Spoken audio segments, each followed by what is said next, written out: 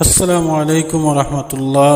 সম্মানিত প্রিয় বন্ধুগণ, ছোট্ট ছোট্ট দুধের বাচ্চা এই গেদুরা এনসিবির নেতারা তাই আসলে একটু ডগবাজি করেছিল।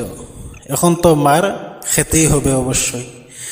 দেখেন, জাতীয় নির্বাচনের পর এই এনসিবির নেতারা হাসনাত, নাহিদ, এরপরে সাজ্জিস আলম এরা বলেছিল যে তাদের অবদানে নাকি জামাত ইসলাম এতটুক আগাইছে।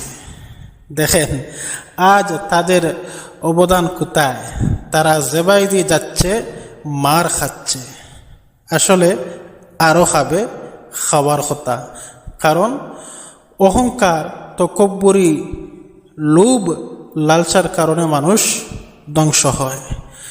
চরমোনাই পীর সাহেব আপনারা জানেন, চরমোনাই পীর সাহেব জেলা অহংকার, তকব্বুরি, লোভের কারণে ধ্বংস হয়েছেন। তার চাইতে আরও বেশি হবে এই এনসিবি নেতারা। তারা জেবাইদি যাবে, মার খাবে। এমনকি রাস্তার টুকাই থেকে ধরে রাস্তার ভিখারিও পর্যন্ত তাদেরকে পিটাবে। কারণ তাদের এই লোভ, লালচার, তকব্বুরির কারণে।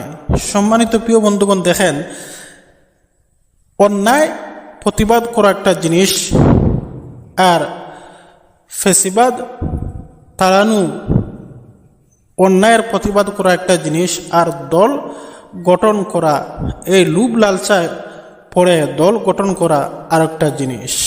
এখন তো অবশ্যই জেবাইদি যাইব এনসিবি, অবশ্যই মাইর খাইতে হইব।